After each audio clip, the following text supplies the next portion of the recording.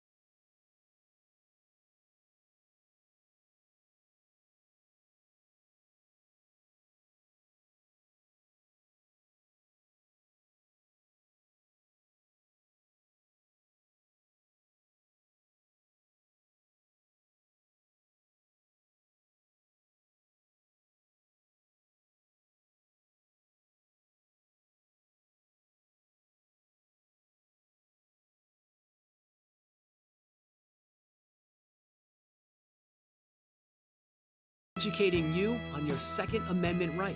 Now, here are your hosts of Gun Owners Radio, Dave Stahl, Joe Dramisi, and Michael Schwartz on The Answer San Diego. All right, folks, welcome back to Gun Owners Radio right here on FM 96.1, AM 1170. The Answer. We are so proud to welcome the National Concealed Carry Association on as a 10-ring partner. NCCA exists to serve the Second Amendment community by providing a nationwide network of 2A advocates, offer elite self-defense and concealed carry training from the nation's top instructors, and provide rock-bottom pricing on the best selection of gear and accessories. Learn more about them at the National Concealed Carry Association.com.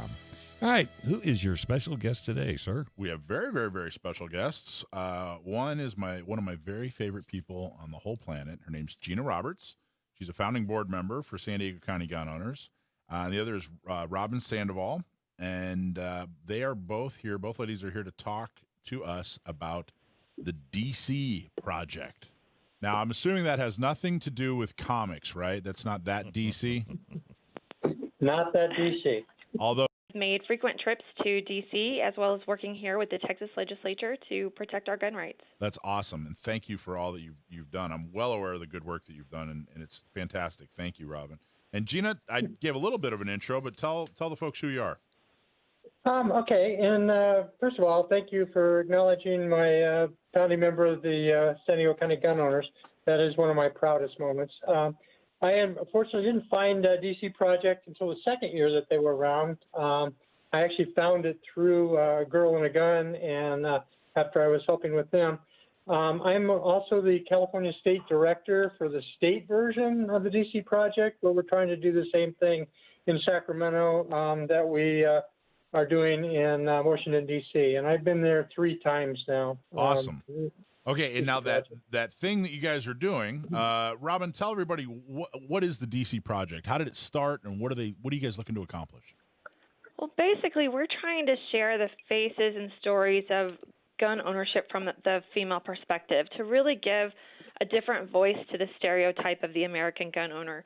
So that's kind of what started was Diana Muller is the founder of the DC Project. She was in DC meeting with her legislator, and she thought, wouldn't it be great if we had constituents from every district coming to these offices, women who were sharing their stories? And so she reached out to A Girl and a Gun because we have women across the country, and so that's kind of how I got on board.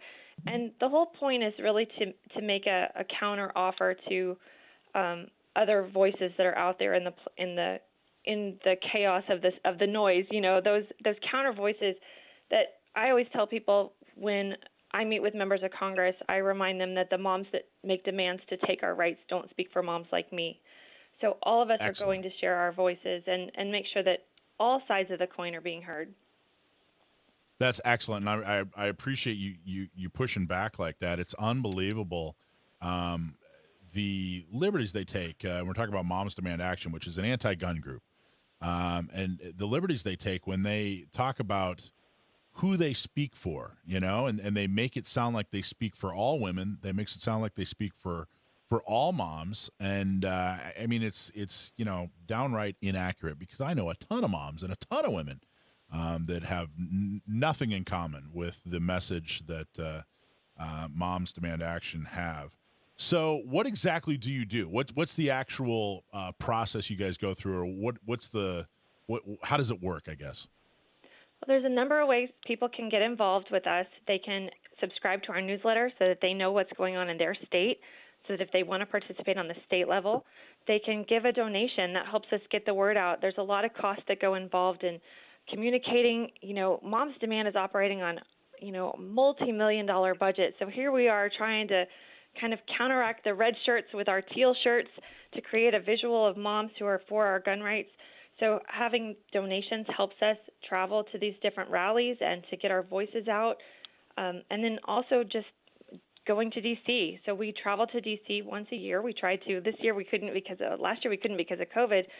But we try to meet on our state capitol grounds and on our national capitol grounds, again, just to give that recognition that the anti-voice is not the only voice out there, and that takes a lot of travel and a lot of commitment, but also just getting involved on the state level and the local level to know your representatives. We give them language of bills that have been introduced, things that you can write your legislators to say.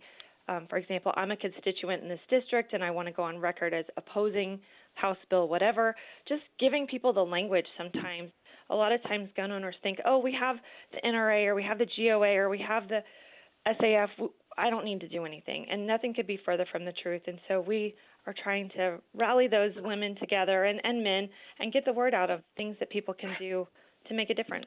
So a group of women, you guys go to Washington, D.C., and you actually meet with members of Congress? Yes, we go to all of our constituent districts. So how does you that want to talk about that? Gina, how does that work? How does anybody get an appointment with a do you have to set everything up like weeks and weeks in advance? Yeah, how do you decide? Or you just go knock on the door? Let me answer that a little bit. This is Gina, and I'm kind of a knock on the door and crash the party kind of a constituent, because it is really, really hard. Other than getting an appointment with your direct representative, I mean, it used to be really easy for Darrell Issa and Duncan Hunter and those guys. But when you want to get an appointment with Dianne Feinstein's group, it's easier just to show up. And so I'm kind of the rebel in the crowd of just taking people. Well, actually, the whole crowd's pretty rebellious, but just walking the halls and knocking on doors. Basically, it's kind of the same thing about all politics. All politics are basically one-on-one communication, and if you can't get them to respond, I've never gotten Harris's people to respond. I mean, they don't even answer their emails. So we just show up and ask to talk to their person that does Second Amendment stuff, and believe it or not, almost all of them do. And you guys go in. You go in with a purpose, like, hey, this is the message we want to get to as many folks in Congress, this quarter or this month or on this trip, or what? Yeah. Or do you tailor it to each person, or how do you know what to say once you get there? Well, usually we have, like the last time we went, it was red flag laws were really a big deal, and everybody was talking about them. So we all had a kind of a spiel about how bad red flag laws are and how they circumvent the Constitution and all sorts of stuff. And then you can kind of just tailor things when you're there. Well, a lot of these ladies have really, really sad stories that just need to be told to get the attention of some of these people. And some of them are so callous they don't even care.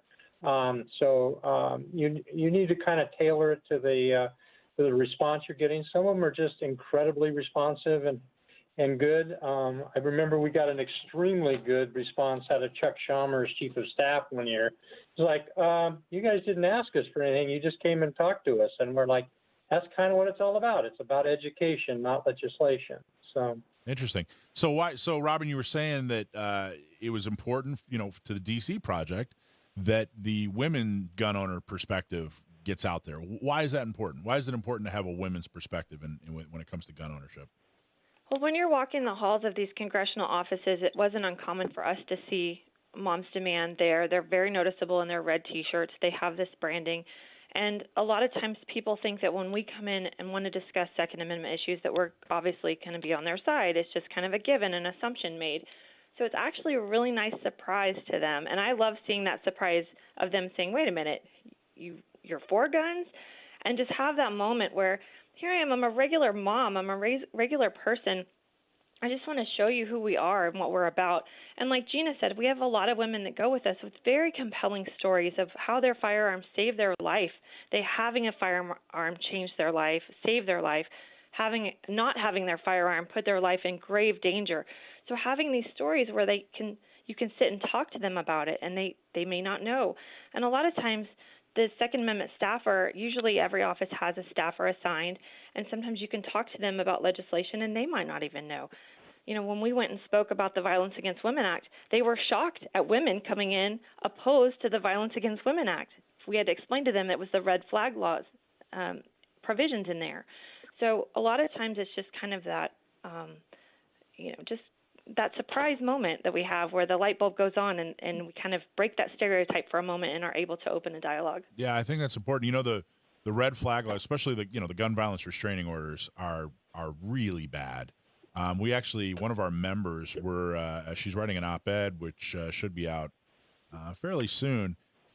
She was accused of threatening her soon-to-be ex-husband. She actually busted her ex-husband, cheating on her, and the ex-husband accused her of threatening him with a gun, and so she was slapped with a gun violence restraining order. She had to bail out of jail. It was a mess. She had to go to court, spend thousands of dollars. The kicker of the story, though, is the husband said, "You know what? I need to retract that. I need to that statement I made untrue. I need to retract it." And the city attorney said, if he retracts it, we're going to prosecute him for filing a false police report. So they had to continue to go through the process. Got in front of the judge, and the judge threw it out. Said, "This is the most ridiculous thing ever." I mean, it's bad. They're predatory. You barely have to have any kind of evidence. I mean, it's really just a claim, and boom, you're slapped in the middle of you're guilty first. Truly guilty until proven innocent. It's really, really bad. I'm glad you guys are standing up for it. So what's has COVID affected everything for you guys? It's been difficult. It's been horrible. I got up to Sacramento like the week before I went to DC Project training in Orlando, which ended on the 15th or 16th of March. So you can imagine what I came back to. Because I was trying to go up to Sacramento and kind of, open the doors, meet all the legislative, all the communications people, and so that you could find the right people and they would know who you were when you called to try to make an appointment, which helps a lot. So basically, after COVID happened, they shut down the state capitol. So in California, we pretty much weren't able to do anything. And in fact, I kind of stopped pushing it because it was a little bit of a hollow request at that point in time because, our lovely state pretty much shut down the ability for the public to have any interaction with our legislators. So I had people start and write letters and things like that. But, nice. All right. Well, listen, we got to go to a break real quick. We're talking to Robyn Sandoval and Gina Roberts from the DC Project. We're going to go to a break. We're going to pay some bills. Yep. And then we're going to come back and talk some more. Absolutely. For another hour and a half on Gun Owners Radio, FM 96.1, AM 1170. The Answer.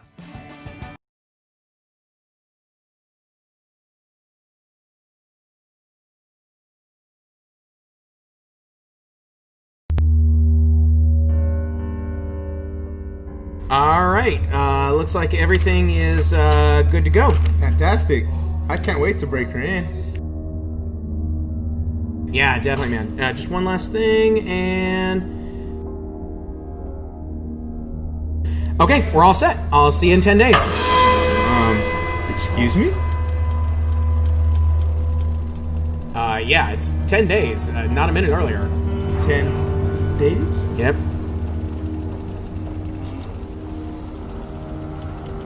10 days.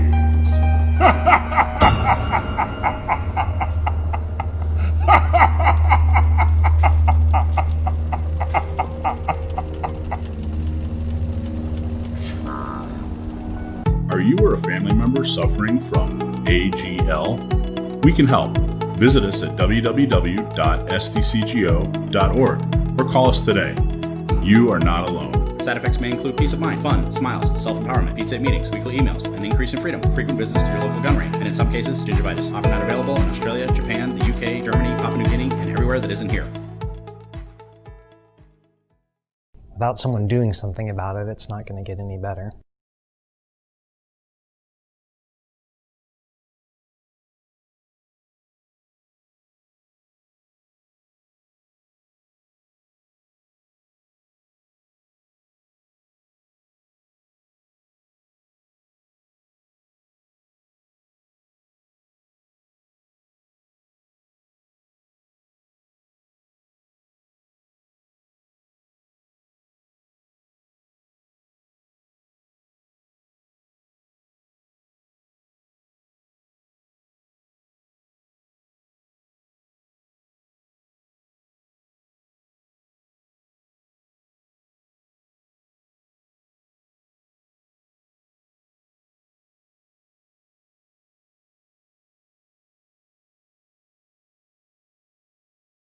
Gun Owners Radio, FM 96.1, AM 1170. The Answer. Hey, the California assault weapon law make it almost impossible to own an AR-style rifle. What's the solution? Buy a Cali key for your rifle. Simple. Cali key converts any mil-spec direct impingement AR-15 or AR-10 into a bolt-action rifle so it can have all the features without being considered an assault weapon. It's a true drop-in solution. No milling, no aesthetic modifications, and no turning off your gas system. Keep your entire AR collection intact at a price you can afford with Cali Key. Check out Cali Key at CaliKey.com. That's KALIKEY.com. And for those of you watching our show online, please hit the like and subscribe button. We would appreciate it. All right, we brought our special guest back. By the way, Robyn, I had to dump a couple of friends, but I just friended you on Facebook. Okay, great. Just thought you'd know. So if you see that, I already friends with Gina. How you doing, Gina? Gosh, it's been so long since we've talked to you. I was one of the friends he dumped. True. So that's showing obvious intelligence there, Mike. Whoa. Hey. So anyway, we were talking. Let me ask you this, Gina. Is there a sweet spot when you go to Sacramento as to when to try to get into these people? You know, in the world of sales, you never go in before 10 or after 3. Does that kind of? I'm just curious. Yeah. Well, in Sacramento, it's pretty much anytime after 9 because most of the staff is in there, and you're going to most often talk to staff because you've got to get them interested, and then once they're interested, then they'll go get their principal, and or set you up an appointment later in the day to come back and see the representative. But yeah, it's just like sales, and it takes the same chutzpah, I guess is the right word for it. You just need to get out of your comfort zone and go in and say, hey, these guys work for me. You know, it's not. There's a lot of people that are running around afraid of the representatives, saying, oh, these people are so special and they're so wonderful, and no, they're not. They're human beings, and they work for you. Exactly. And unfortunately, they sometimes forget that. So sometimes you just need to remind them. Yeah. So, what's the worst story you guys have? Who was the worst? Who's somebody that you tried to see or you did see, and either their staffer or they were just horrible? We haven't got that kind of time. Robyn, do you know the story of the young lady shooter? I don't remember which office it was 2 years ago.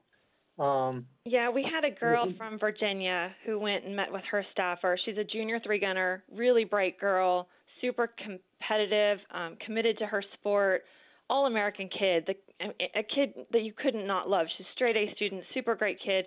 And this staffer was so offensive to her that everybody's jaws were just dropped on the floor, and she held it together, but once they got outside the room, she cried. And everybody, all of us mama bears, were very upset that they made this girl cry. But there have been situations like that where people just don't even realize what they're saying, and they don't understand the passion that we have for the Second Amendment, and they don't understand where we're coming from about it and why we would travel all that way to tell our story. So there have been times when they don't get it. Are you allowed to tell us whose staffer that was? You're as bad as I am. Honestly, I don't remember. I just remember the girl and who it was. But there have been lots of times when there have been members of Congress who are really great, who want to show off their own collections and their support. There's so many great 2A congressional members up there, but then there's, it works on both sides of the aisle. Is it Republican versus Democrat? Unfortunately, for the most part, yes. Really? Yeah. There's no friendly Democrats out there. There have been, there's been some middle-of-the-road Democrats. It really just depends on the district. You know, we try to meet with people who have a constituent in that district, so it makes it more personable, and just try to share our stories. And a lot of times it is on party lines on who you get to see and how long you get to see them. But they work for us, and that's, I think, the part that but government officials miss. That they work for us. You know, we pay their salaries, and they should give either side the opportunity to tell the story in a professional, polite fashion. That's what I think. Whether they do it or not, I would call them out. I would call them out big time. It kind of happens sometimes because on a lot of them will have Thursday breakfast or Wednesday breakfast where all the constituents can come at once. And so instead of having individual meetings, you just go and it's kind of like a meet and greet. And a lot of times they will talk about who's here and do a round table of what issues are being discussed. And you'll have everything from the anti-vaxxers to, every issue under the sun is there. And so when we say we're here for our gun rights or our Second Amendment rights or however it's phrased, there's, almost a tension in the room depending on who that congressional member is. But it does put it front and center for everyone in that room to hear, to let them know that here we are and here's what we look like and here are our stories. I know that tension. I've been responsible for that tension. But it's a good tension to have, if you want my opinion, because if you're going to make a room tense, what causes a room to be tense? Lack of education. Exactly, and that's what we go as and this surprise them that here are these group of women that are nice women and we're just like them, and I think it's a little surprising to them. Well, Robyn, I'm glad you keep talking about how organized and well funded the other side is, because for the most part, now I know you just said that it really is a Republican versus Democrat fight, but without generalizing too much. Folks who are gun owners, especially if you're a gun owner, because for self-defense and to take care of yourself and your family, that sort of thing, you tend to be, a very individual person, a self-reliant person, I guess I should say. And the other side is, maybe it's not so much their philosophy. So organizing a bunch of self-reliant individualists is extremely difficult. And our side tends to have this this mentality. I don't need you. Well, they have this mentality of, hey, all that political stuff you're doing, that should all be, benevolent. It should all be, we don't hire professionals. And we don't fund and we don't donate. The other side hires professionals all the time, and they're like you said, you see them in D.C., you see them in Sacramento. And the anti-gun folks pull out their checkbook every day, write big checks, and a lot of people are going, no, Mike, it's just George Soros. That's simply not true. And I think sometimes, gun owners, everybody that's listening, 2021, it's gut check time. You really got to go, hey, man, is this something I believe in? Or, hey, woman, is this something I believe in? Because if it is, it's got to hurt. I got to give a little bit more time. I got to give a little bit more money. So that folks like Robyn and Gina can do what they do to represent us. And I think far too often that's not happening.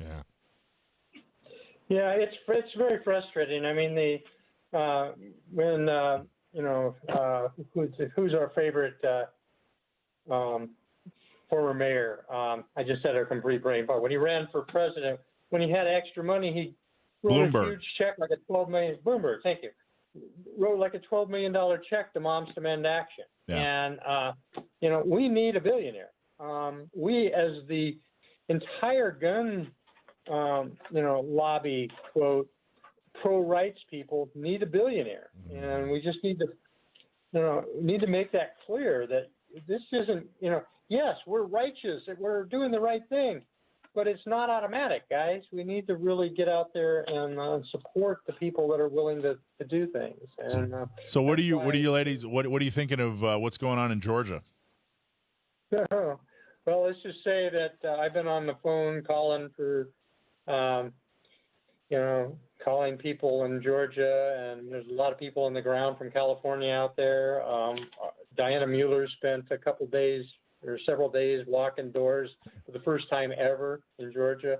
So yeah, it's fundamental because, if we don't, if the pro-rights people don't keep at least the Senate, we're in trouble, guys. It's going to be a mess because when Moms Demand Action is saying that we have elected the most pro-gun violence, anti-gun violence administration in history, you should be running scared because those people do not have your best interests or your constitutional rights at heart. Well, that's the last piece of their puzzle, is taking away our guns. Yep. Yeah, we interviewed a guy who runs a pro firearm ownership organization in Australia. Talk about an uphill battle. And we asked him, we said, well, what's the most important thing in the gun world today? You know, what's the most important issue right now? And he said the most important issue, and keep in mind he's in Australia, most important issue is that they win in Georgia so that the pro-gun side maintains the Senate. That's somebody in Australia saying that. That's how important it is. It's not just important to Georgia. It's not just important to our country, but it's important to gun owners everywhere. I thought that was an amazing answer. Yeah, and yes, absolutely. And it's fundamental, and I hate to put it in that term. It's, this whole election has been, we almost got the House back, but we didn't. And so they have the power there, and we need to at least have some sort of check and balance involved here. Was there a website? How can people, shake loose a couple of shekels and support you? Go ahead, Robyn. Yes, the DC Project has a website. It's dcproject.info. We also are on social media, and we would love a like and a follow. And people can get involved. It's a really important mission, and obviously we're very passionate about it, and thank you for giving us the chance to talk about it. What was that again? DC Project what? dcproject.info. dcproject.info. Yeah. Robyn Sandoval, thank you so much from DC Project. Appreciate Absolutely. it. Gina Roberts from DC Project and from San Diego County Gun Owners and from about 47 other organizations that you support and work hard for, and also my very, very good friend who I love very much. Thank you both for being on the air with us. Thank you both for all that you do. Appreciate it. Thank you. Thank you, Michael. You guys too. Bye-bye. All right, folks, we're going to take a quick break. When we come back, a whole lot more on Gun Owners Radio, FM 96.1, AM 1170. The Answer.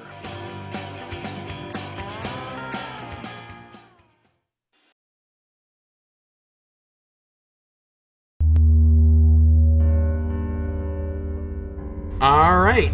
Looks like everything is good to go. Fantastic. I can't wait to break her in. Yeah, definitely, man. Just one last thing, and... Okay, we're all set. I'll see you in 10 days. Excuse me? Yeah, it's 10 days, not a minute earlier. 10 days? Yep.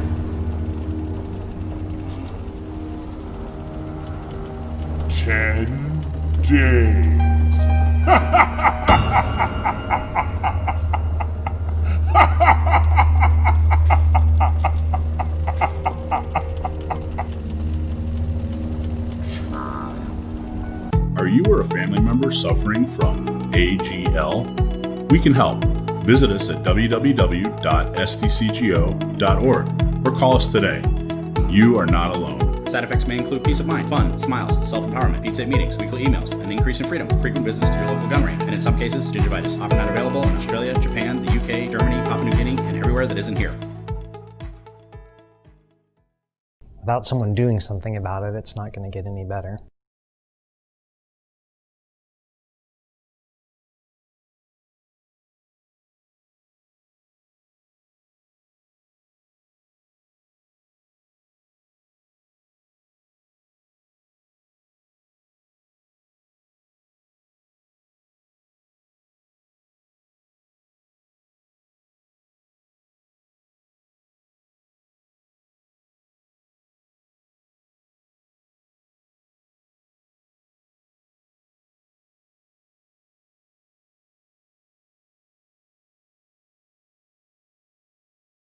Radio.com.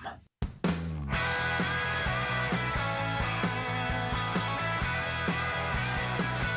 right, folks, welcome back. You're listening to Gun Owners Radio, FM 96.1, AM 1170. The Answer.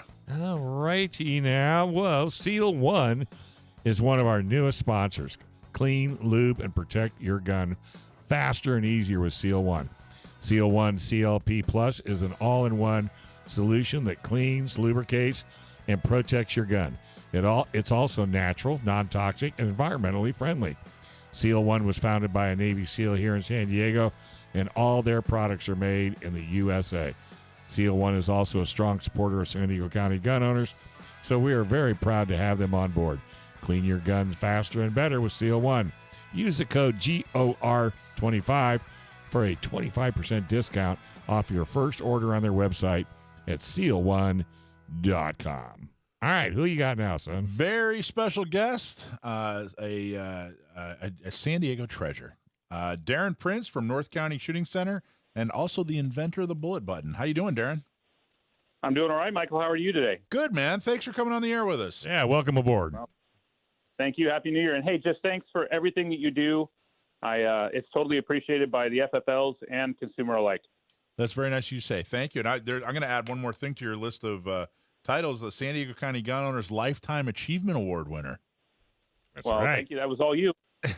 So I wanted to talk a little bit about, first off, you own and operate North County Shooting Center up in San Marcos. Tell us a little bit about your relatively new facility. You guys just opened up a couple years ago. Yeah, Stan Tuma and myself opened a gun shop several years ago, 8 years ago, to facilitate that. And the range itself has been up and running for about 2.5, almost 3 years. It's 20 lanes, incredibly well ventilated, and state-of-the-art, great target retrieval systems, and just a heck of a lot of fun. So located in San Marcos. Yeah, it's beautiful. Nice, modern, really, really nice put together, really clean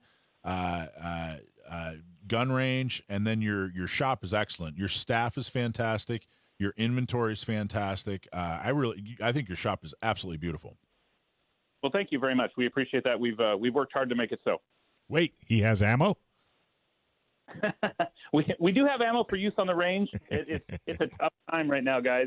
It's otherwise, a tough time to get ammo. Otherwise, you'd have heard burnt rubber coming out of every parking lot looking for ammo, and you would have been inundated. Just thought I'd throw that out there. It's tough, man. Yeah. Ammo, it's a tough situation. You pretty much, I mean, you kind of have to make sure that you have enough ammo just for folks to come use your lanes. Otherwise, it's kind of a double whammy. That if you sell out of ammo, it makes it difficult for you to be able to, rent lanes. So I'm sure you guys have to manage that and pull some back and make sure that your range customers are, get their supply, right? That is correct. Stan is amazing at finding ammunition. We've been very blessed so far. We've only been without 9mm, for example, for a few days. We have been able to locate ammo other than that. But those few days, it was extremely indicative of what would happen if the ammo supply dried up. If you're right, people don't have ammo, they're not going to go to a range, and of course that severely impacts our business. So are you getting good communication from the suppliers? Are they just so backlogged that they just can't keep up with the demand? That's it. That's a lot of it. I don't think anybody saw this coming, and I think when you look at the ammo manufacturers, they actually write contracts for their raw materials a year or possibly 2 years in advance. So it's more than just not being able to get one component. At this point, I think it's getting every component, and I think a lot of the price increase goes all the way back to that raw material. So if you're Winchester and you order, 26 metric tons of lead or whatever brass a month to make your product, and then you've exhausted that contract, then of course the people who supply you the raw materials are going to be, rubbing their hands and smiling, saying, sure, we'll get you more lead, we'll get you more brass, but it's going to be way outside the contract price.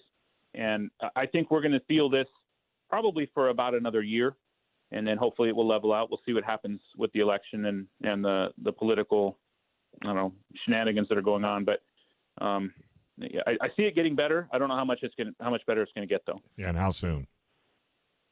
Or how soon? I would say, looking at Sandy Hook, which was the closest we've ever seen to anything like this, it was at least a year before supply normalized. So one thing I think that a lot of gun owners have to thank you for, and not just here in San Diego, but across the state, when we honored you with our Lifetime Achievement Award, I made the point that, back in about 2000, there was kind of a renaissance when it came to AR ownership. ARs went through the roof, especially when the flat tops came out. Everybody wanted an AR. And that trend probably would have skipped right over California because of our assault weapon ban, if not for the invention of the bullet button. And I really, really realized how true that was when, first off, you're the only person I know that an entire state's legislature, they actually outlawed a product that you invented. I've never met anybody in my life who had a legislature outlaw a product that they invented. But when that happened, I was showing people, well, there's a couple other different options for you. And I can't tell you how many people, mostly guys in their 20s, maybe, younger 30s, who said, oh, I just own a standard bullet button AR. And I realized that your product allowed basically an entire generation of gun owners to own an AR. And I can't tell you how important that was to gun ownership in California and how appreciated it is. Can you tell how did that come about? How did you invent the bullet button? On a napkin. On a napkin. Well, in the 2004 sunset of the federal ban, about 1 million AR manufacturers popped up overnight, and you're right, Michael. So there were a ton of guns that we could now buy but couldn't build. And our first device was the Prince 50 Maglock, which was basically an AR button with a hole drilled in it. You could put a screw in, but that when you unlocked it was unlocked, and the DOJ had an issue with that. So it wasn't a giant jump to simply adapt that program, which we had sold for several years, into one that would relock itself, and the bullet button was born. And it was a challenging ride, and they did ban it by name, which was very interesting to me. I'd never heard of that before either, but they certainly did. And you wear that like a badge of honor. You wear that like a badge of honor, my friend. we do. I like going on the DOJ website, and it has the bullet button ban, so we're okay with it, but it's free advertising if nothing else. That was it in a nutshell. It was just an adaptation of a previous design that we had come up with, and it was a great ride for sure.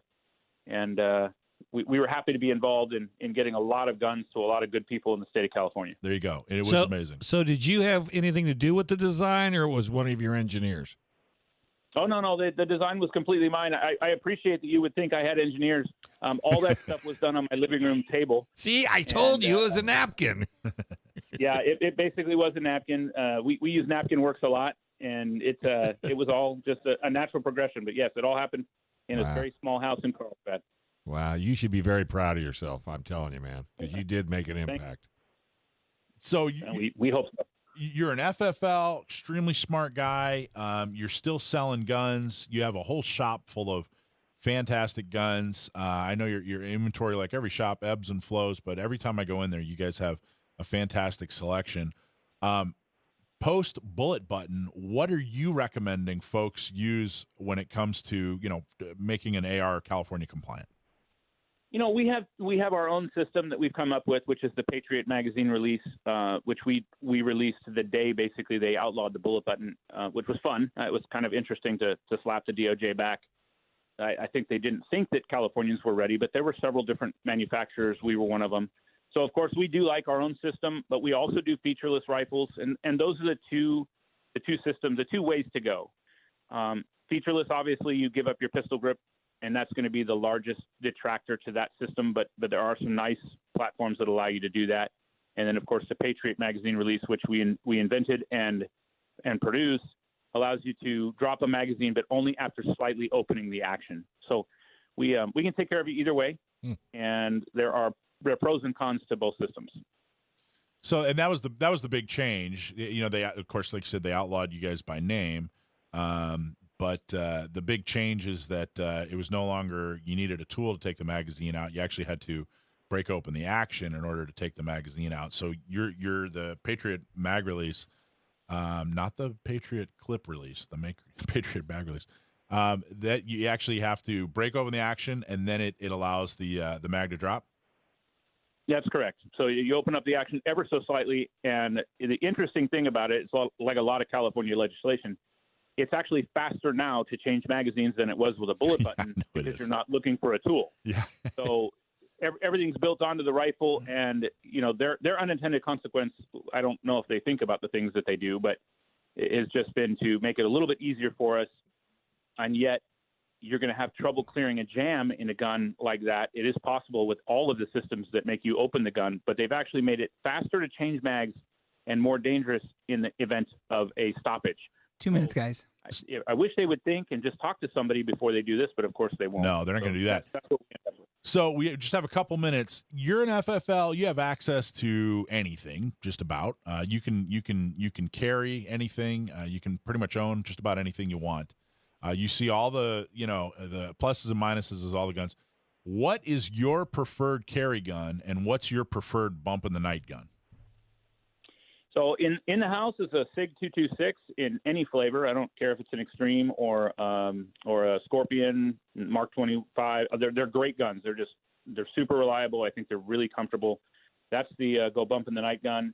And then a carry gun. I was fortunate enough to find a SIG 365, and I'm also a huge fan of the Smith & Wesson M&P Shield. So those are two great. And the Shield is of course rostered. Easy for everybody to find if you can find a store that has one in stock, but it's a fantastic weapon and easy to use. Awesome. What's your website? Yeah, what's your website? NorthCountyShootingCenter.com, guys. Michael, thank you so much for having me on. Thanks, All Darin. right, buddy. Take care, man. We're going to take a quick break. This is Gun Owners Radio, FM 96.1, AM 1170. The Answer.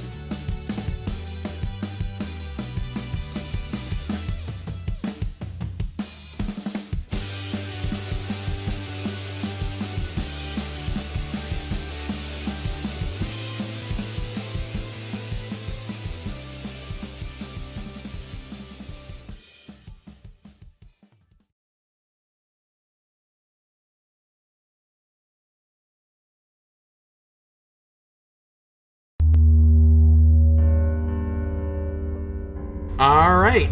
Looks like everything is good to go. Fantastic. I can't wait to break her in. Yeah, definitely, man. Just one last thing, and... Okay, we're all set. I'll see you in 10 days. Excuse me? Yeah, it's 10 days, not a minute earlier. 10 days? Yep.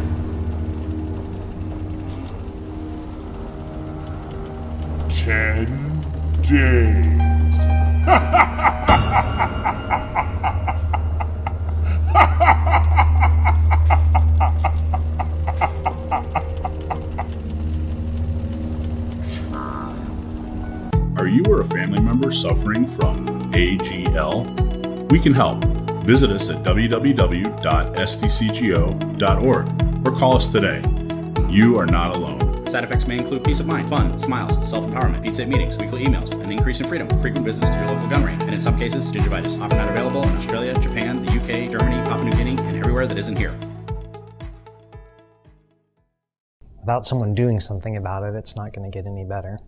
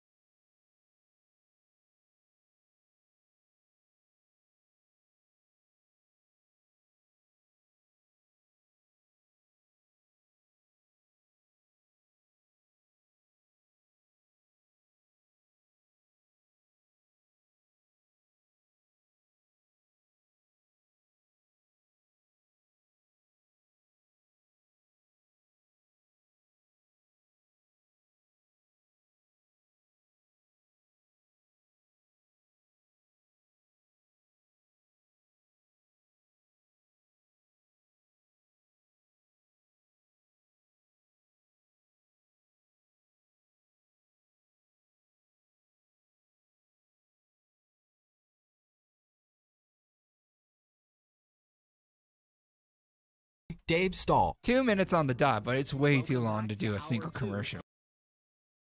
Your hosts, Dave Stahl, Joe Germisi, and Michael Schwartz. To be fair, I'd rather listen to 2 minute or 2 minute balance than that scene ownings commercial. I can't stand that one at all.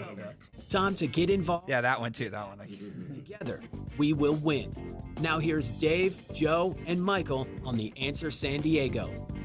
All right, folks, welcome back to Gun Owners Radio. Second hour is rocking and rolling on FM 96.1. AM 1170. The Answer. Well, hey, self-defense and emergencies, they can happen to anyone. And unfortunately, the justice system may not be on your side. And if you have taken training, then you know you should have coverage for the legal battle after your self-defense battle. While you protect your family and property, U.S. Law Shield is here to defend you 24/7, 365 days a year with comprehensive self-defense coverage at an affordable price. Bad guys don't take days off, and neither does our coverage. Guess what? Gun Owners Radio listeners get a free T-shirt when you join. Use promo code Gun Owners Radio at uslawshield.com. And if you're watching on YouTube, please hit the like button and subscribe and tell all your friends. All right, hey, I think we got Joe Germisi on the line. Joe, you there? Very special call-in guest, Joe Germisi. I don't know. Friend of the show. I am, but it looks like I am muted on your side. Oh, you've never been muted. What are you talking about? How you doing, buddy? Happy New Year.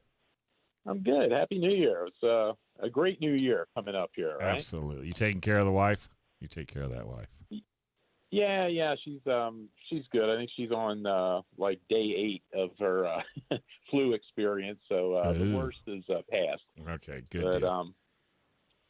But yeah, so we're doing that. I got to move in with the dogs, so I've been hanging out with the dogs in the other end of the house for the last week. It's better now that I discovered the blow up mattress. You know, it was tough on the couch. Yeah. Hey, well, just don't start scratching. That's because we don't want you bringing fleas to the radio station. I remember that. So you want to put your past behind you? Come on. You didn't have fun in 2020? That's not the title. Read it again. No, it's not the title. Put your past in your behind. That's even better. Put your past in your behind. 2020 is finally over. Yeah. I like it, Joe. I like that title. That was very good. Yeah, well, there's no reason this Second Amendment activist stuff can't be fun, right? And, yeah, exactly. Well, and I wanted to talk about, I wanted to talk about information a little bit. And it was interesting because, we posted the article on our Facebook page. And someone commented on there about the title, saying it sounds kind of awkward. And, and I replied back. I said, well, if you had young kids when The Lion King came out, it'd make more sense. And then somebody else commented on there that, well, maybe the guy should read the article. And then the original commenter commented back on there, saying, well, you guys should proof check or something like that, your titles. And it's interesting. It kind of illustrates my point because what I wanted to write about this time is the, a lot of the issues and problems and things that are going on in the country nowadays are related to a lack of information or misinformation that people have on things. People tend to be, for a bunch of reasons, I guess, misinformed or uninformed about a number of different things. And you could see, like earlier in the year, we had the riots that I guess are still going on in some of the cities, but sparked by ignorance and just misunderstanding about police work and crime and that kind of stuff. The whole George Floyd thing, and if you look at the outrageous government overreach fueled by the media and the overreaction to the COVID stuff. And a lot of people just don't understand about this stuff. I saw an article today. There was a legislator in New York, and I think this happened on Friday, who proposed or put forth a bill, actually, in their assembly, giving the governor the authority to have people taken into custody that he thought were that posed a health risk. So, in other words, aimed at people, with the masks and things like that. And that's, and as far as I saw, nobody's batting an eye at that kind of stuff. And, it's a dangerous thing when we have that kind of thing going on. And I think people get away with it just because I think politicians and the government gets away with it, because a lot of times people just don't have the facts and don't understand. I think people generally want to make good decisions and do make good decisions if they have good information. If they don't have good information, they can't do that. And there seems to be, I don't know, just a lack of, desire to find that kind of stuff nowadays. And you can see it all through, you see it in our education system. You see issues with the cancel culture, suppressing free speech. With elected officials, I was just reading. Remember we had Dan Was on a couple of weeks ago on the show. Good dude. And he wrote a 3-part series of books, The Good Gun, Bad Guy. And I read the first part, and I'm in the middle of the second book now.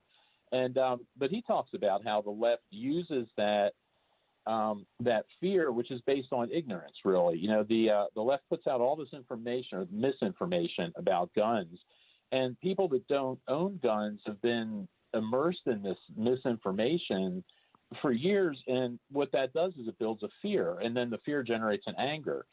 And they've been using that approach for years and years. And you see the same kind of thing with the COVID stuff, with the masks versus the non-mask. You scare people to the point where everybody thinks, okay, I've got to wear this mask. And then when you see people that resist that, now there's anger at those people because, you're endangering me. The same technique they use with guns and anti-gun stuff. So you see that kind of stuff a lot. So what I thought I'd do truly, before you go into the links, truly, and elected officials actually get promoted after weaponizing that kind of misinformation, specifically on COVID, specifically on masks. The new president of the city council in San Diego, her name's Jen Campbell. She's actually a medical doctor. She has an MD, and she went out in front of a camera, in front of a microphone, and said that COVID-19 is the most dangerous virus that the medical community has ever seen. That's factually untrue. Outrageous lie. It's an outrageous lie. I'm not saying COVID isn't dangerous. It is, but it is not the most dangerous virus that the medical community has ever seen. It's an outrageous lie, just like you say. And she got voted. No. She's now the president of the city council after saying that. Yeah, and like I said, that technique's been used a lot. So what I was hoping that people would go into 2021 maybe getting a little more interested in finding information. So what I did in the article is I put up five sources that I use regularly.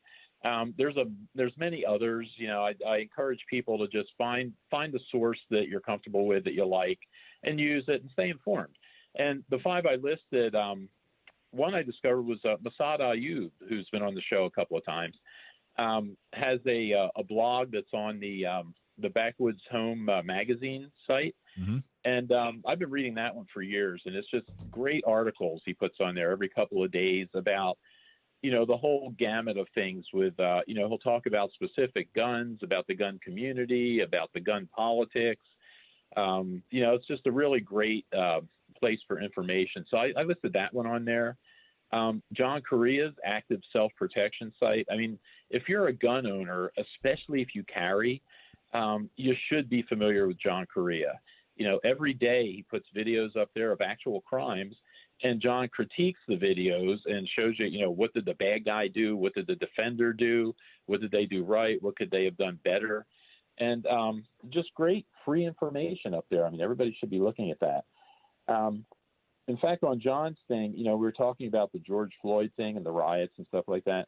There was a video on John's site just, I think, yesterday about some police in it was in California, actually, that were dealing with a drunken guy that was parked on the side of the road in his car. And you watch this video, and they're talking to him. The guy's friendly. He's just not getting out of the car. And everything is fine for like 5 minutes. And then the guy pulls out, of all things, a Desert Eagle. Jeez. He kind of starts shooting at these guys. And this is the kind of stuff that cops deal with every day. And I think a lot of times the public is misinformed about that kind of thing. So John Correia's site is a great site. I look at the NRA publication site because, members of the NRA know that you get a magazine each month. And there's like 5 or 6 different magazines to choose from. And they post articles from all these different magazines on there, and it's a free site. I mean, anybody can go up there and read them. And there's articles on, the politics of guns, actual guns, hunting, shooting sports, all sorts of stuff. So that's the third one. And then the last two are a little bit different. The fourth one is Just Facts. And it's a great site for information from everything from gun control. There's a ton of stuff on there about gun control. They have a huge thing on there about COVID, up to date as of late in December, information on COVID. And you could see if you read through it, it's just there's so much they're telling you that's just not true. And the thing that's nice about the Just Facts site is they cite everything that they talk about, they reference. So you can go to the information where they got it, and you could, form your own opinion on it. But Just Facts is another one. And then the last one, I've mentioned this on the show before, is the Powerline blog. And that's written by, I think, 4 attorneys. 2 of them are still working. I think one's retired and the other one's a law professor. But I've been reading that site probably for a dozen years or so. And they write on just current stuff that's happening in the country, political stuff, cultural type stuff. And it's, again, a great source of information because it's so it's just so difficult to get information. Joe. It really is. Joe, look at your watch. I'm here. It's perfect. For the It's music perfect. and for you guys. So it's, I'll tell you, the last resource, San Diego County Gun Owners and Joe Dramisi's blogs. You always do a fantastic job, and I appreciate it. All right, now go cook dinner. Okay, carry on, guys. All right, thanks again, Joe Dramisi. This is Gun Owners Radio, FM 96.1, AM 1170. The Answer. There's more Gun Owners Radio with Dave, Joe, and Michael to come on The Answer San Diego. Shotguns are just adaptations of hunting shotguns, and they just convert them for home defense whatever you need, or self-defense, that sort of thing. A KSG was actually created to be a combat or a home defense or a self-defense shotgun. So it's not just an old design, that they've kind of, slapped together and made it into a new, given it a new job. Mm-hmm. It was kind of built from the ground up. Purpose built. And my purpose, what I was looking for, and it's very important to know this when you listen to the review, I wanted a home defense shotgun. I'm not hunting birds. Mm-hmm. I'm not making precision shots at 250 yards. I'm not hunting deer with buckshot or anything like that. So with that in mind, the KSG fits that bill perfectly. And I'll tell you why. First off, retail value, you're looking at, if you can get one for $800, you're lucky right now. Mm-hmm. You're probably looking at more like $900 or maybe $1,000 up to $1,200. I did a quick search just to see, and between $800 and $1,200, especially now that the demand is so high for any gun. The actual MSRP from the website is $770. Good luck. Good luck finding one for $770. It was actually first produced in 2011. I remember when it first came out. I saw it and fell in love immediately. The MSRP back then was $600, but it got such a reputation so quick. It was so anticipated that $600 skyrocketed up. I was watching somewhere in about 2013, 2014, which was a couple years after it came out. I was watching this gun go for $3,000. People were paying for it. Now, they made a lot of improvements on it since then. The first couple of versions of it had a couple of hiccups, had a couple of problems. I actually spoke with the engineers at the NRA. Yep, that's it. I spoke with the engineers at the NRA convention at their booth. Doesn't look anything like a shotgun. It doesn't look anything like a shotgun. It looks like a Star Wars blaster, right? It does. And I said, you guys hit a home run. And they said, oh, absolutely. And they walked me through the whole thing from beginning to end. So what it is it's a shotgun in a bullpup formation, which means that you actually load it behind the grip. Okay, so when you put the ammunition in, you're actually putting in behind the grip. Really? It's got 2 ammunition tubes. Normally a shotgun tube, the ammunition tube is right underneath the barrel. This actually has 2 side by side. Each tube holds 7. So because California has a 10 cartridge limit, this is under that, right? Because it's not 1 14-round tube, it's 2 7-round tubes. So your capacity is 7 plus 7 plus 1. You can get 15 rounds of double-aught buck 12 gauge, which is amazing. Now, because it's a bullpup, and it's not just an adaptation of a hunting rifle, it's 26.1 inches overall. So that is 1.1 inches longer than the legal minimum. So it's small. And why is that important? Well, when you're out in the woods, length of a firearm, not all that important. I mean, you typically see hunting shotguns with 30-inch barrels, not important. Home defense shotgun, it's important. Why? You have hallways, you have doorways, all kinds of things can get in your way. So chopping off 4, 5, 6 inches, depending on the shotgun you compare it to, is huge. Huge. It's actually probably when you're thinking about space, how much space you're taking up. If you're coming up with your plan or whatever, this thing, it's really more like a pistol. You're really kind of more like a pistol than a shotgun. The little handle up front, can you put that on in California? You can, and we're actually going to get to that. Okay, so I digress. Yeah. And that's actually the third plus. So plus number 1, huge capacity, 15 rounds. Plus number 2, it's only 26.1 inches. Plus number 3 is it's a lot of room for accessories. So it's a flat top with a rail. There's a lot of room for accessories. It actually doesn't even come with sights. You can pick your sights, and there's all kinds of different things you can do. The minuses, however, tactical or emergency reloading, near impossible. So a tactical load is if you've shot a couple rounds, you still have some left, but there's a lull in the fight, you want to put some rounds in. It's near impossible in a KSG. It's really difficult. You definitely got to shoot all your ammo out first. You have your 15 rounds and then you're done. You're not going to say you almost have to like when you're a kid. Time out, time. I have to reload. It is really, really difficult. No, is it You impossible? buy 2. Yeah, there you go. Do the New York reload. Yeah, right. It's not impossible, but it's really, really difficult to load or and reload under this pressure, it's difficult. It's difficult. Racking the slide is hard. You have to for those who don't know what I'm talking about, racking the slide is when you're working the action of the gun so that you load a cartridge, from the ammo tube into the chamber. You have to rack this thing. That the thing you hear in movies all the time. That's racking the slide. On a KSG, it is hard. You got to rack it like you mean it. Really? Short stroking it is really, really easy. So when I show people, hey, this is a KSG, do you want to try it? I have to tell them, hey, you got to rack this thing like it stole something. Right. You got to really pull back hard. You got to really push forward hard. Now, do you have to do it on every round? Every round, yeah. It's pump action. So that's a challenge. The action in general is actually kind of rough. See, then the wife wouldn't like that. She likes her Mossberg. Yeah, she'd probably like her Mossberg's a little bit the 500, a little bit more of a butterier. It is. It's super action. easy. But I firmly believe there really are no anything can be overcome with training. But what I was going to just say, the more you get used to this thing, racking it, I'm sure because you don't have any trouble with it. I don't have any trouble because I've trained and you know what you have to do with it because I've trained with it. Now there are 3 must-haves. So we've gone over the pluses, we've gone over the minuses. The action's rough, racking the slide's hard, tactical or emergency reloads near impossible. Those are the minuses. The must-haves, if you buy a KSG, there are 3 must-haves in my humble opinion. The ammo tube selector is a little lever that hangs down at the bottom. That's how you know which ammo tube you're using. So once you go through 7 rounds, I got you. There's a little lever. You got to flip it, and then it goes through the other 7 rounds. The one that comes with the gun is like a little nub.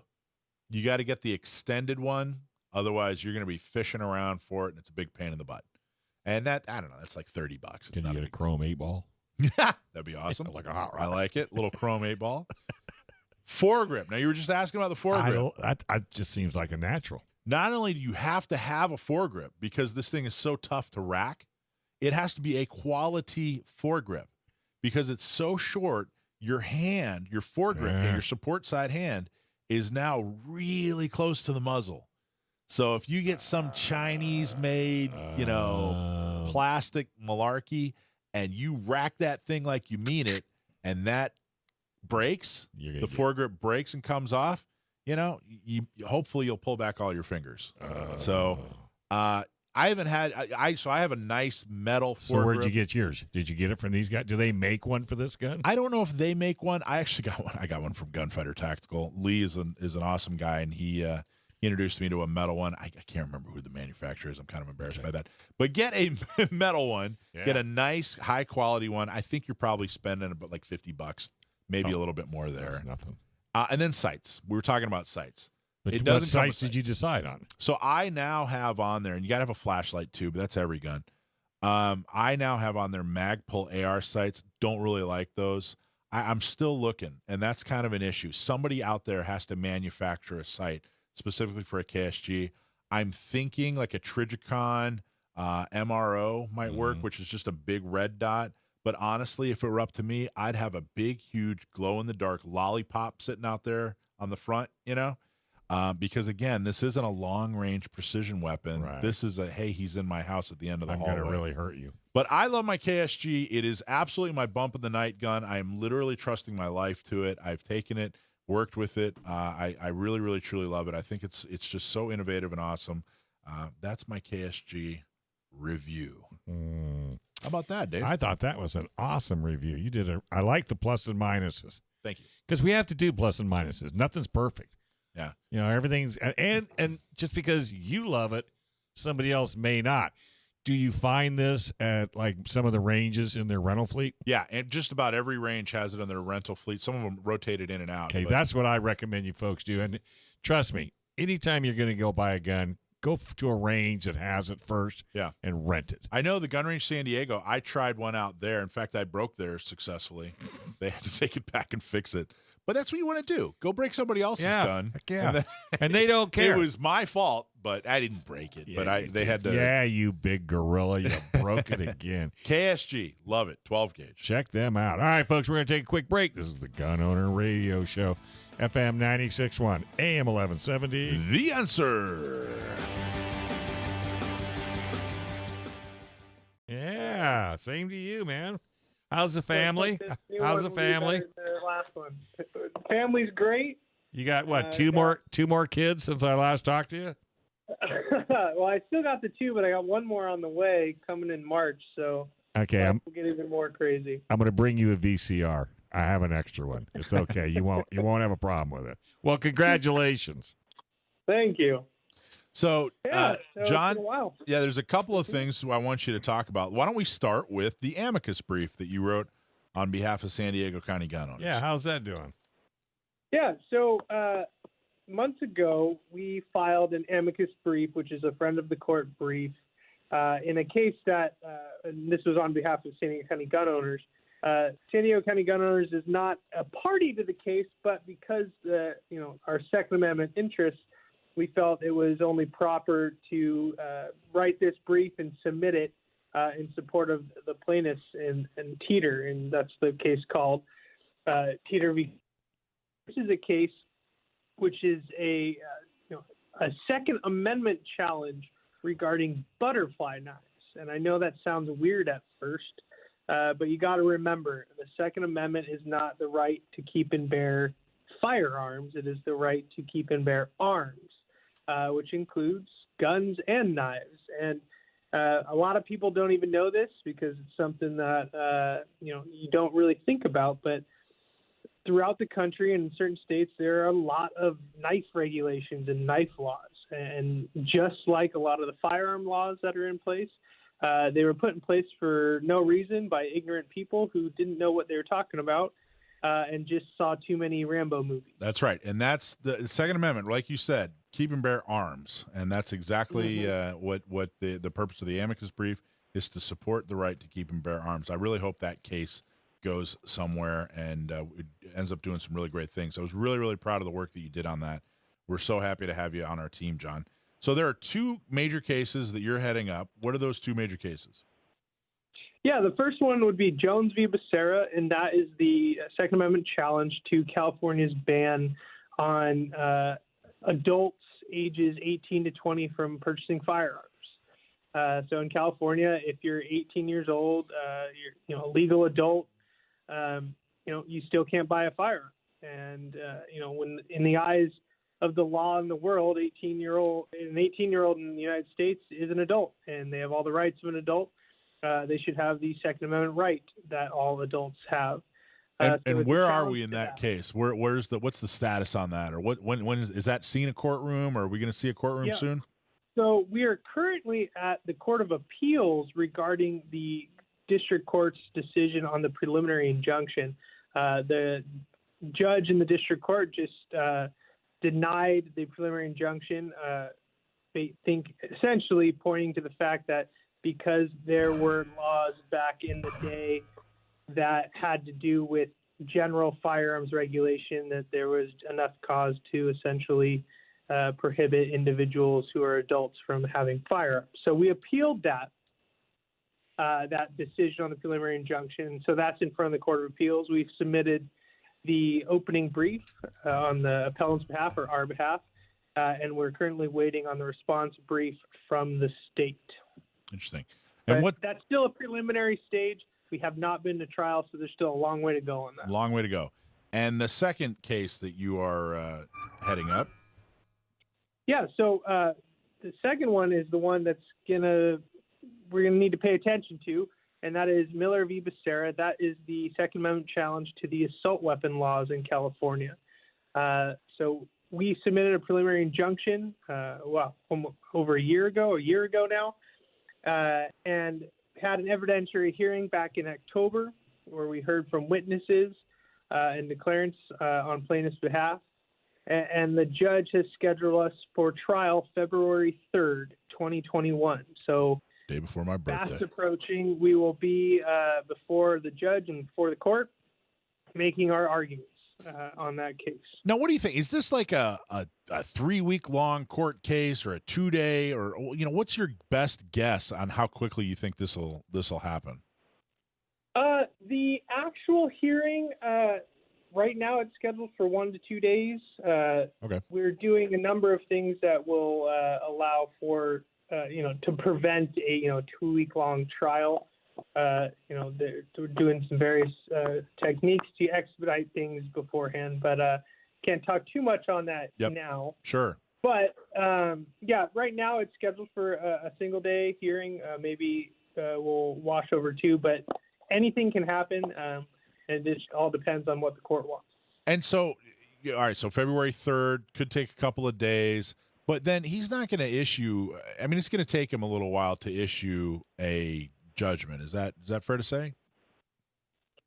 Again, it's hard to say. The stereotype when you ask a lawyer a question, they'll just tell you it depends, and it does depend. So, some judges they use trial to just they've already made the decision because we've already filed all the paperwork and evidence in the case. Some judges write their decision out and they use the trial portion to kind of tie up the loose ends, any other questions they have, or allow the other side to make their last ditch argument that could cause the judge to change his mind, and then they issue an order a day or two later because it's already written and they've made up their mind. They're just finalizing it. Yeah. Other judges and courts can take months to get a decision written out. It all depends. Okay, so your amicus brief, you have 2 major Second Amendment court cases going in California, which we absolutely love.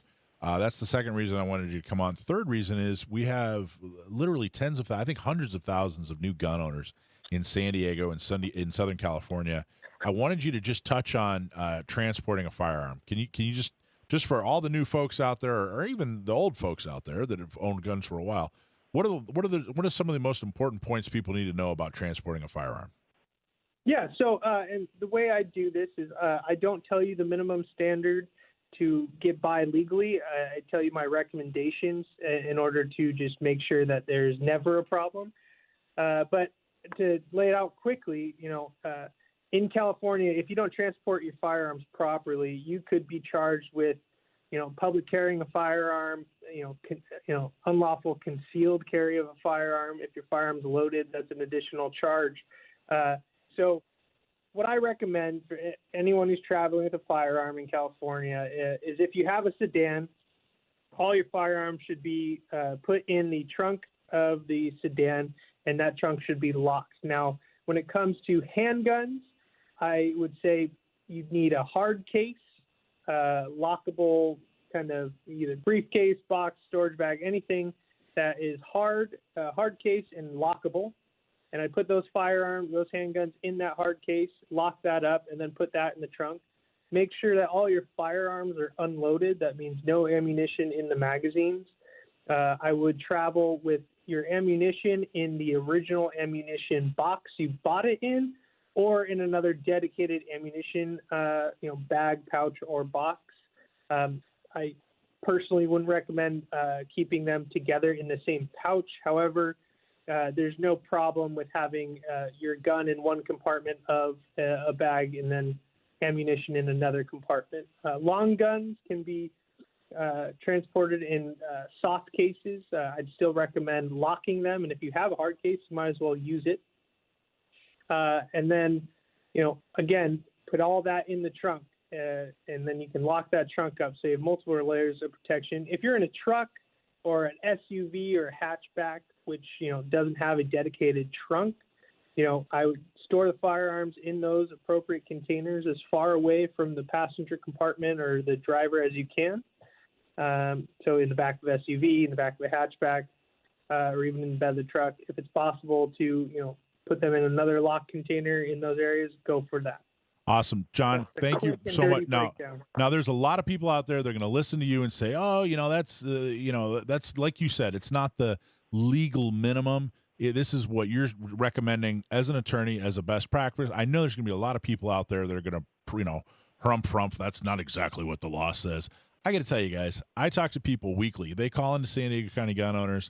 They pushed the limits of the law. They got busted by cops. Now they need John's phone number. That's going to cost them money. And I've talked to people that are in tears, going, geez, I did something boneheaded. So what you just heard is an experienced lawyer who's watched people's lives be destroyed by these, ridiculously vague gun laws. Listen to his advice. Take the little extra step that he's recommending. Transport your firearms correctly, and everybody will be happy. And if you don't want to do it, you grumpy old person, 760-642-7150. Write it on the dash of your car. There you go. Thanks, John. All right, John. Always. No problem, guys. Good talking to you. Great talking to you, man. Give our best to the family and congratulations. All right, have a good one, guys. All right, we're going to take a quick break. When we come back, it's here. Stump My Nephew. Not my nephew, it's his nephew. Right here on the Gun Owners Radio, FM 96.1, AM 1170. The Answer.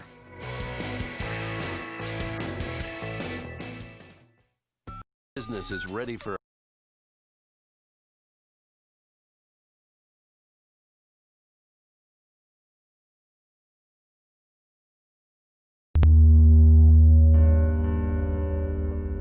All right. Looks like everything is good to go. Fantastic. I can't wait to break her in. Yeah, definitely, man. Just one last thing, and... Okay, we're all set. I'll see you in 10 days. Excuse me? Yeah, it's 10 days, not a minute earlier. 10 days? Yep.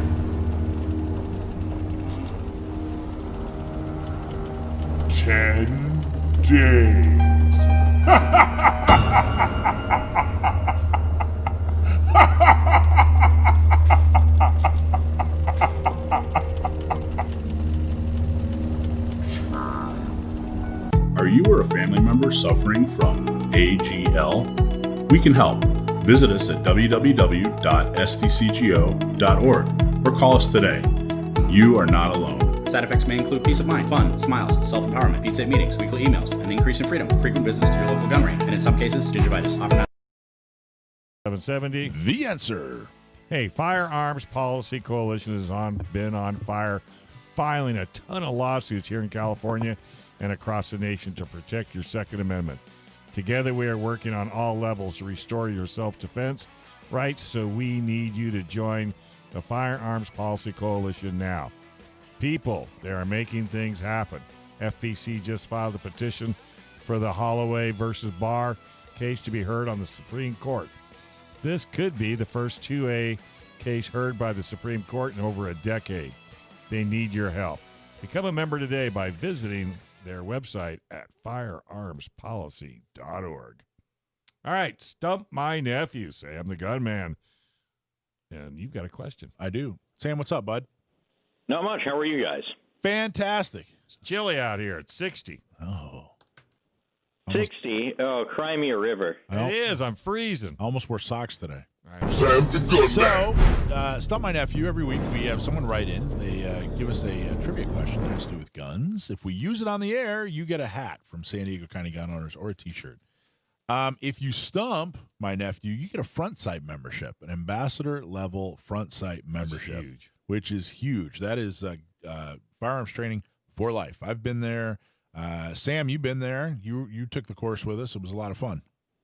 Yep. So this week's question is from Monique in San Diego.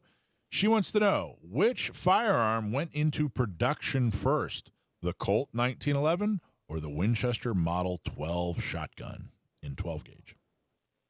Thanks for writing in, Monique. So this is a little bit of a tricky one. Outright, just on the face of it, I would probably guess that they went into production in the same year, but the part of the reason why I say it's tricky, other than because it relies on a lot of relatively obscure knowledge, is because the 1911 had a lot of developmental prototypes, and some people have different definitions of what is truly the 1911. Where sort of not really a chicken or the egg thing, but at what point the prototypes became the final thing. But I want to say they went into production the same year, but I might be a little bit off there. The Model 12 might have been a little bit later. Unfortunately, sir, Monique stumped you. It was actually the Colt 1911, according to Colt and Winchester's Wikipedia page. The Colt 1911 came out in 1911. It was first produced in 1911, and the Winchester Model 12, which I always thought was indicative of either it was the 12th model or it was 12 gauge. 1912? The same as 1912. It was first produced in 1912, a year later. So it was actually Colt 1911 that went into production first. There you go. So Monique gets a shirt, and she gets a front sight commander level membership. Fantastic, Monique. Still excellent information from my my nephew. Absolutely. Nice job, bud. Thanks. All right, brother. Well, we have this new segment coming up. We're going to do it. I was talking to you a little bit about it, Sam. We're going to do the mic drop this segment. What do you think of that? Sure, let's have it. Okay, you want to stay on the line? Yeah, I'd like to. All right, stay on the line. So we're going to do this new segment here after Stump My Nephew that we're calling Mic Drop. Okay. Mic Drop. I love that. I had a feeling. It's where I tell you about some of my thoughts and some of my feelings on some of our esteemed local elected, and there is a ton of material. So, and I just really wanted to create a really cool drop there. So I wanted to come up with a clever name. So it is officially called Mic Drop. Mic Drop. Nice. Here we go. This week, anti-gun extremist Nathan Fletcher posted a picture of himself talking to a business owner. Nathan is an elected. He serves on the County Board of Supervisors, which is like the city council for the county. The business owner is a guy named Greg Schloss, who owned, unfortunately, A&B Sporting Goods in North Park, San Diego.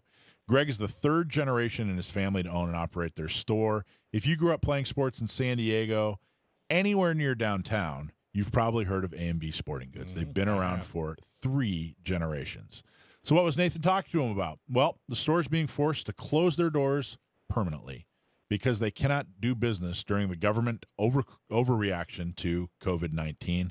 So they have been forced out of business.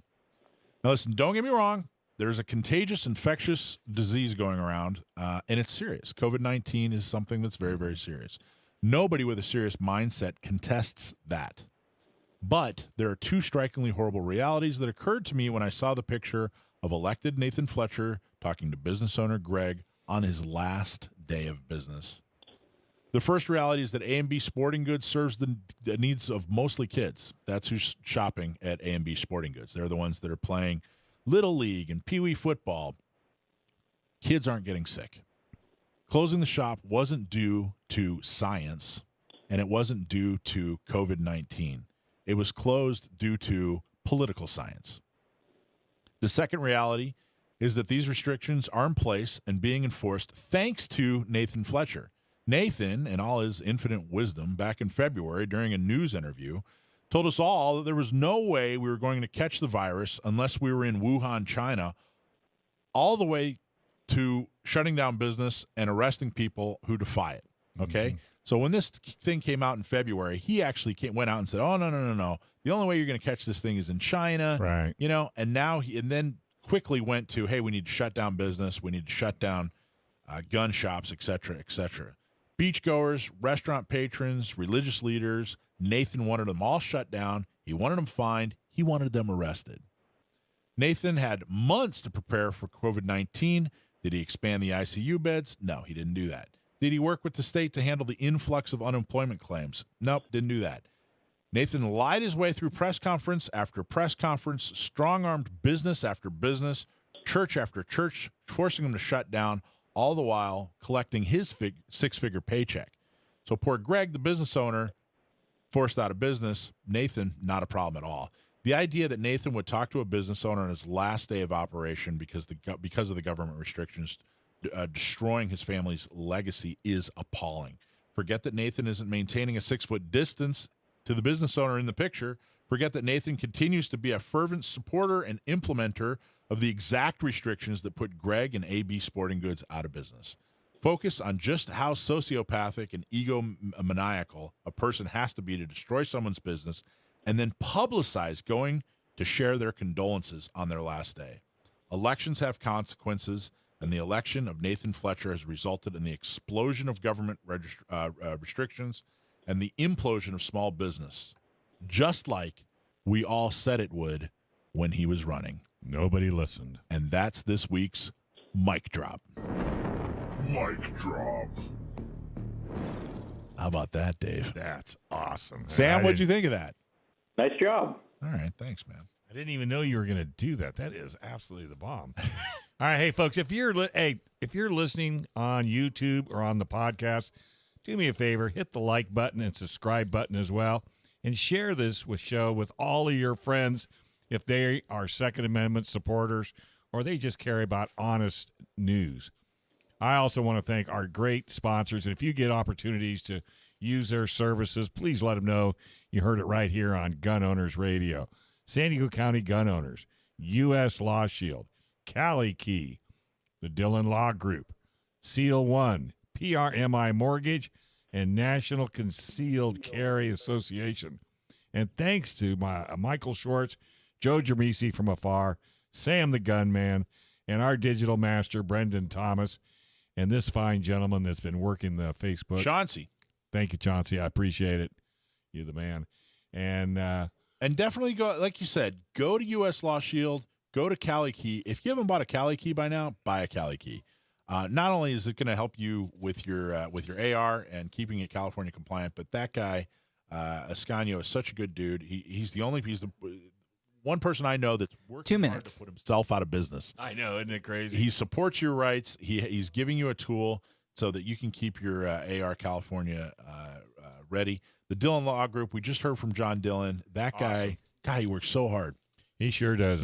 It's just amazing. So, again, we want to thank you all. This is our first show of the year. Hopefully you'll stick with us because we are here to fight until the end and with your best interest at heart. Don't forget, go to gunownersradio.com for questions, suggestions. Maybe you want to advertise on the show, or maybe you have a product or an idea you'd like one of our testers to test. We are here for you. And again, don't forget, we are all over the world when you tune in. And don't forget, if you're a podcaster, just click on any of them. Go to Gun Owners Radio. You'll find us. We archive our shows at San Diego County Gun Owners. And like I said, we're having enough fun trying to keep us safe. So we will talk to you next week right here on Gun Owners Radio, FM 96.1, AM 1170. The Answer. Gun Owners Radio, fighting to preserve and restore your Second Amendment right. Learn more about